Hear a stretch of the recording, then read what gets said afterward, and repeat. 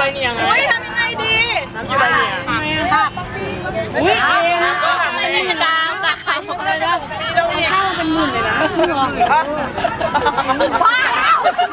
เขาชอบกันนะเราข้าวกันว้าวจริงทำไงล่ะ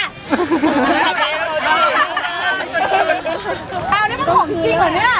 จริงเอาเล่นขอจะหักเลยจ้ะรอเล่นใช่ไหมเนี่ยจริงเชื่อพี่แล้ว เฮ้ยเงินเดือนหนูแค่20,000เองนี่10,000เดียวพี่ไม่เอาดิ กาตาช้างเนี่ย ใครอะเอ็มซีเรียส อีโน่ถามมาดิ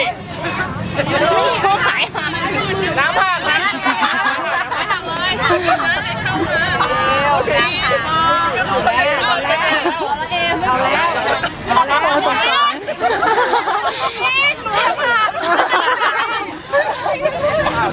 ที่นี่ช่วยอะไรไม่ได้ไปเร็วเลยมันเหมือนเนี่ยมีเราเอ็ม กาตาช้างเก็บไว้ถือไว้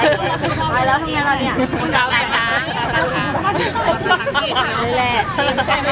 มันดูไม่น่าแพงขนาดนั้นน่ะแล้วมันต้องเกลียดขนาดนั้นเลยอ่ะจังมากอ่ะจากยูนิเวอร์แซลมาจากญี่ปุ่นน่ะก็จะขายดำเนี่ยเป็นแครี่อย่าร้องไห้นะมันไม่ขายแล้วอ่ะต้องบินไปซื้อที่ญี่ปุ่นคืนแล้วขายไม่ได้แล้ว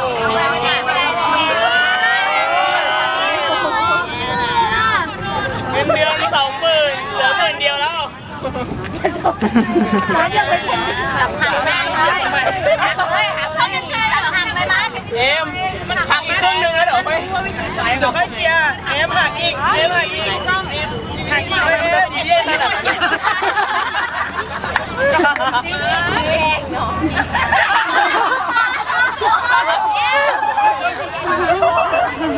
เข่าเราดิโกง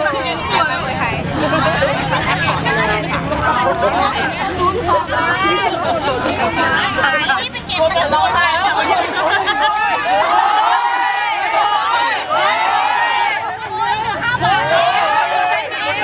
บอกแล้วว่าเขาแกล้งบ้าเอ๊ะอะไรมาเล่นล่ะเอาไงจะเอาอะไรมาเล่นล่ะจะผ่านแล้วพรุ่งนี้จะเล่นอะไรแล้วว่าจะเล่นอะไรมันแกล้งเองอ่ะอะไรมาแกล้งเดี๋ยวนะเราใส่หน้าตัวเองเหรอเอ็มเก็บไปกินเลยนะเก็บด้วยนะต้องใจร้ายเนี่ยใครอยากได้ชิ้นส่วนของรางวัลกลับบ้านมั้งคะไม่เฮ้ยโนเดี๋ยวทำสิ่งไม่นะเอ็มจะเล่นของใช่ไหมเอ็มจะเล่นของมีอะไรให้ดูเสียงกล้องมากอ่ะคืออะเอ็มเท่มากอ่ะอะไรอะไร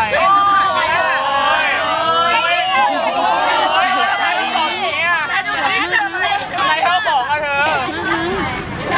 แขนซ้ายมัดทำไมเข้าของขาน้องมาเฟรนดีแล้วนะเอ็ม